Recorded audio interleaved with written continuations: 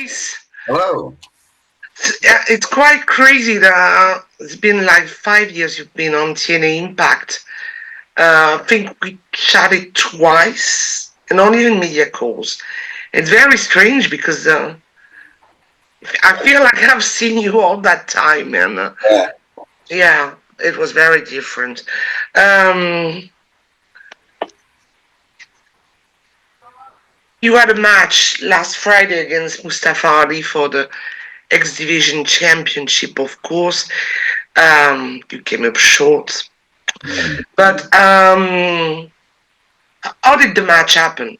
Um, were you expecting some kind of new faces for X Division, and in order to have new contenders and new opponents to face?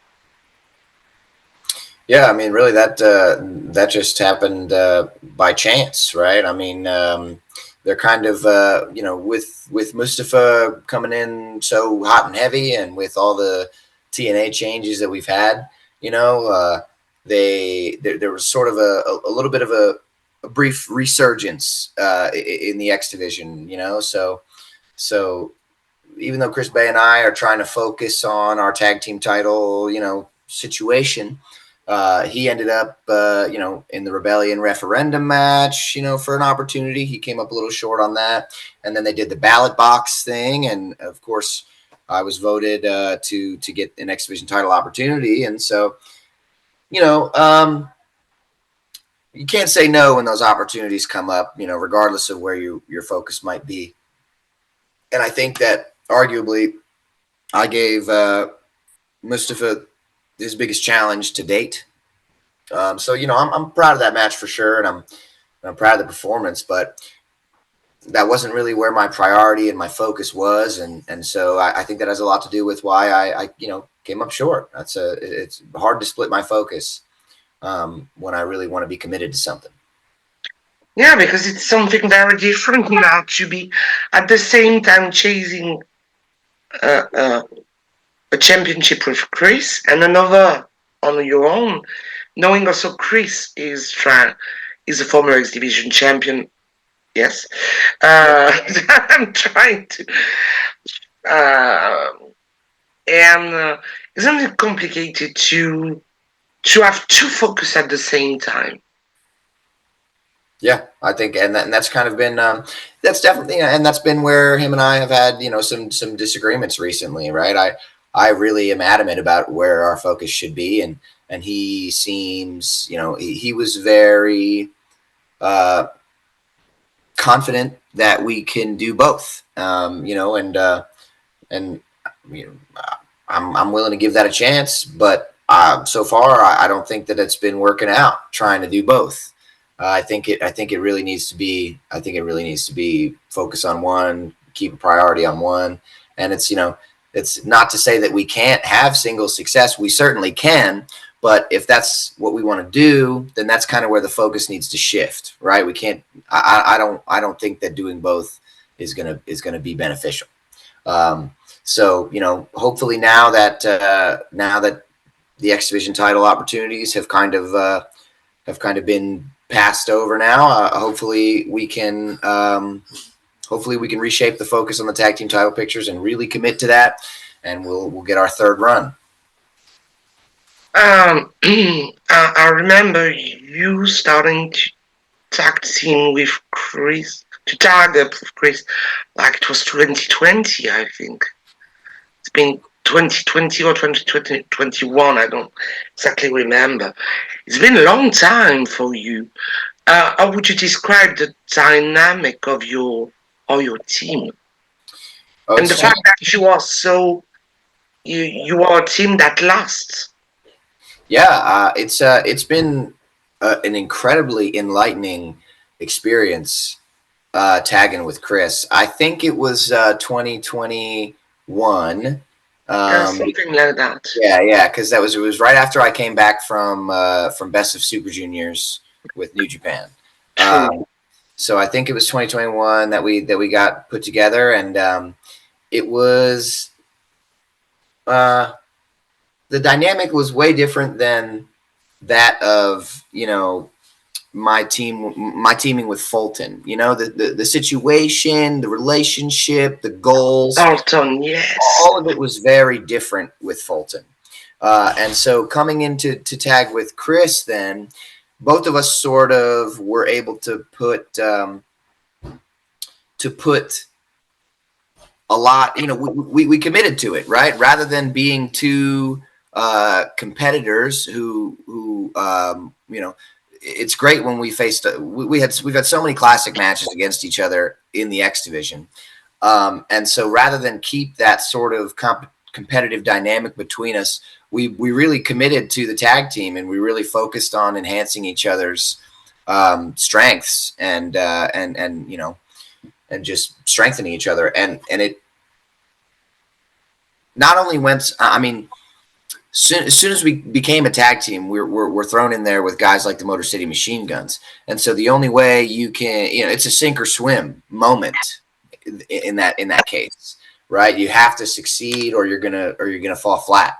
And so we really, we were pushed by the Motor City Machine Guns a lot to really step our game up, and we were able to. And then when we got to go to Japan together to do Super Junior Tag League, I think that is a huge reason why we became so successful so quickly, because spending weeks and weeks and weeks side by side with somebody and wrestling, 3, 4, 5 times a week with somebody, it's especially in the committed mentality that we were in, it really brought us together, and it helped us just accelerate that growth together because of all that time we got to spend and all that experience we got to have. And it's been so, like I said, enlightening. I've learned to have a lot more fun, whereas previously I was a very serious competitor. That's not to say that we aren't serious competitors, but you have to have fun. You have to be loose. And I think it's added a whole other layer. I mean, I can't speak for Chris, but I know for me personally, it's added a whole nother layer to my abilities as a performer. And I'd like to think the same is for him, but yeah. Yeah, and you at the same time you made the first thing is in Japan, and you come back from Japan as a member of Bullet Club, which in fact is one of the most iconic faction in this era of wrestling. Whatever. Sorry, I'm a bit tired. My voice is dead. But what does it mean to you both, to be BC members? Yeah, that was huge. I mean, and that's obviously the catalyst for why we became a tag team in the first place. Because when I was recruited into Bullet Club at the end of Super Juniors, coming home, it was interesting because I don't know if he knew before I was recruited or if he didn't know. I'm not really sure if they communicated with each other before they brought me in. That much I don't know. I wasn't a part of any of those conversations, of course. But me getting brought in and then coming back to TNA and having Chris, accept me right away. That was huge. He wasn't worried about me coming back to TNA and trying to steal his spotlight as a Bullet Club guy. He didn't look at it that way, and I'm glad he didn't, because that's not what I was there for. And so we were able to really just come together and really just be strong in that sense. For me, it's obviously huge. It's career changing stuff to be recruited for a faction like that, because Bullet Club really, it's like top of the industry, kind of like people that are on top of the industry have come through Bullet Club and they've made their impacts. And I was never like a Bullet Club fan prior to. I was really focused on what I was doing, but when the opportunity was placed in front of me, it's one of those things that's kind of like I'd have been silly to say no to. It's You bet. Yeah, it just what am I? I'm saying no to, something so beneficial and huge, and so, and I think it was really validating to be recruited, because they saw such potential in me, and so they wanted me part of the club, right? So that's really validating. It's a great feeling to know, and I know that he feels the same way. It's being looked at as one of those people with such promising potential to be on top. That Bullet Club is like, okay, we need that guy because otherwise, he's going to be on top against us. We want him with us. So yeah, I mean, it's a great feeling. I mean, it's especially because for most of my career, I've been compared to, AJ Styles, and so it's really it's really serendipitous to kind I'm of wearing an AJ Styles hoodie. I'm hiding it. that's awesome. Yeah, it's really. I met him a few days ago. So Oh yeah, yeah, I came that's back this morning from Lyon and had the chance to interview AJ Styles. Mm, that's awesome. Yeah, you don't say no to that too. no, no, exactly. And so being compared to AJ and being able to tackle those career parallels, really, it's really fulfilling. Oh, you bet. Uh, you chose to sign a new contract. I think it's the the the the third with TNA. Choose to stay with TNA. Yeah. I remember you were 22 when you signed your first contract. It was 2019. Yes, if I remember well. And you, I, I don't know how to say that. They choose to bet on you, and now you choose to bet on them in some ways. You give Yeah. your careers in their hands, and you choose to stay. Um, I'm sure other companies are like, we want Hayes Austin, of course, but you choose to stay in this company that has such strong history, etc. What motivates you to stay and to make an I'm going to say it widely, but to make an impact there? Yeah, it's the same reason that I chose to start, my career with TNA is the same reason why I chose to stay. There was interest from all over when I was 21, right? I signed the contract at the end of 2018 when I was 21, and then I started officially when I was turning 22 on the roster. Um, and 2018 was such a huge year for me, and there was interest from all over, but I was so young that it really took some deep thinking to kind of I had to project. I had to sort of see the writing on the wall, like the decision that I made then was going to shape years and years and years and years of my life. And so I really had to kind of weigh all my options, and the locker room in TNA was so supportive of growth, and there were so many people in the locker room then and now that I was so close to, that really it just made sense. These were the people that could teach me what I needed to learn, and they could elevate me. And wrestling is a game of right place, right time, and it's a game of you know being able to see the big picture. Immediate action doesn't always uh, play out the way you think it's going to, and it can totally affect, like I said, years down the line.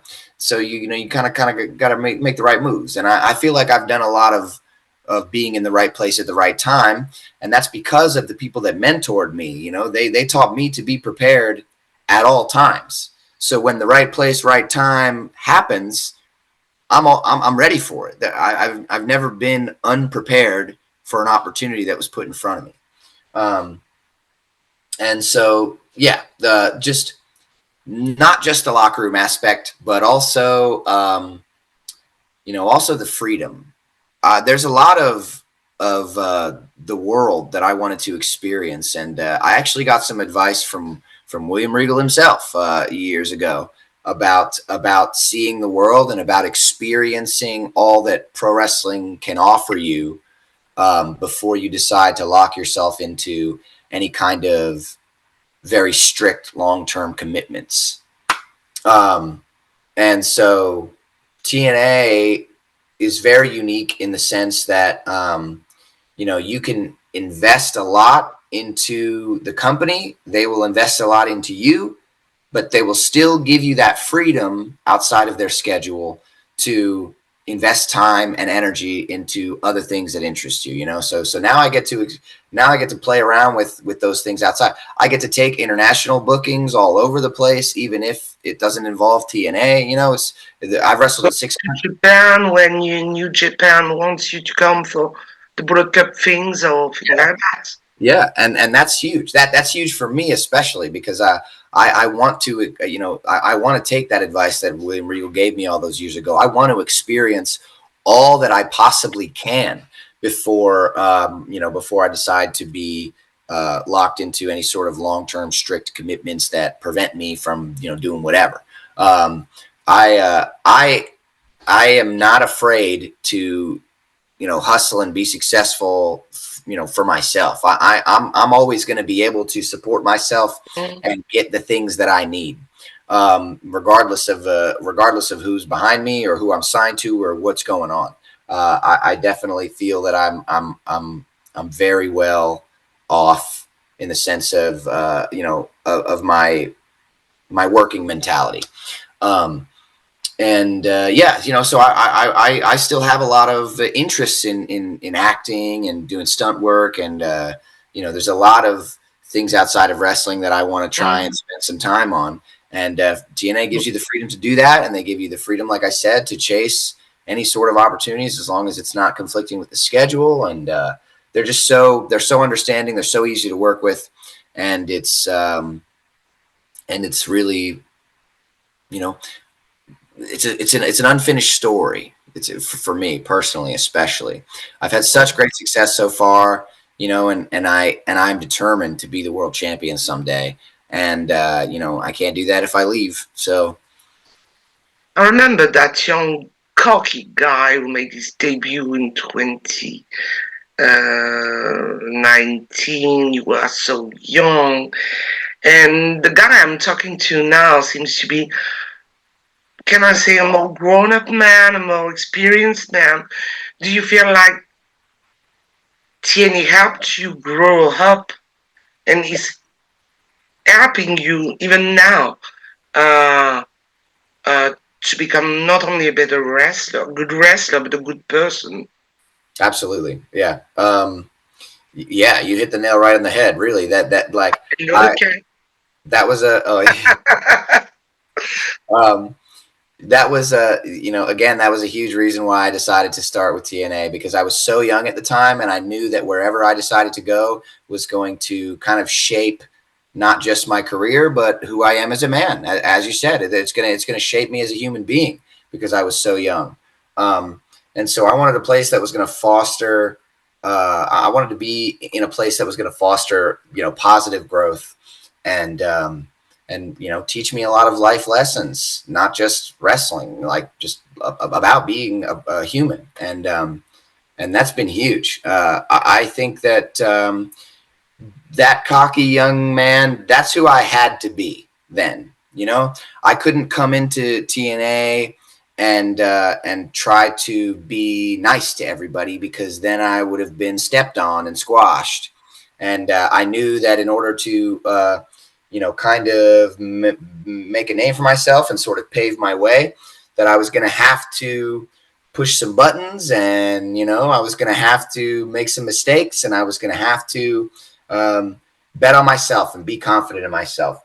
And it paid off for me big time. But there comes a time when you got to grow up a little bit, when you have to um, really see things a little differently. And getting to team with Chris that's been a huge change for me in a lot of ways. It's helped me look at a lot of things differently. It's helped me learn how to share a spotlight, you know, which is not something I was. No, you were not used to. No, no, no, no. Yeah, before. I'm not sure. Well, at a certain moment of your career, you wanted the spotlight for yourself. No, you're sharing it pretty well now. Yeah, yeah, and the only way a tag team is going to be successful is if both people commit to it. And I found that with Chris, and it's been huge for us. It's been huge, and it's changed both of us in so many ways. It's a huge reason why he stayed with TNA as well. Back when he was looking at his options, the prospect of us teaming together and working together was sort of an enticing thing. It really it was really interesting, and it helped us check off one of the things on our goal list, which was tag team championships. And the only way you can get that far is if you're really with somebody who's committed to the idea. And both of us are committed to working hard. I had so many more questions to ask, but I have to stop because I'm requested to. But I wanted to say that every time I talk to a wrestler, you're always on the dream match, on the most. Well, I'm gonna say that. Who do you want to work with? I want to work with Ace Austin. And I remember talking to Chris Sabin a long time ago when he was only an 8-time X Division champion. And I was asking him, who would you see as someone who can reach that high and even go further? And one of the first name he said was yours. Oh, that's great to hear. That's awesome. And I wish you that, and I wish you the world championship and everything. And say hi to Gia for me because Yeah.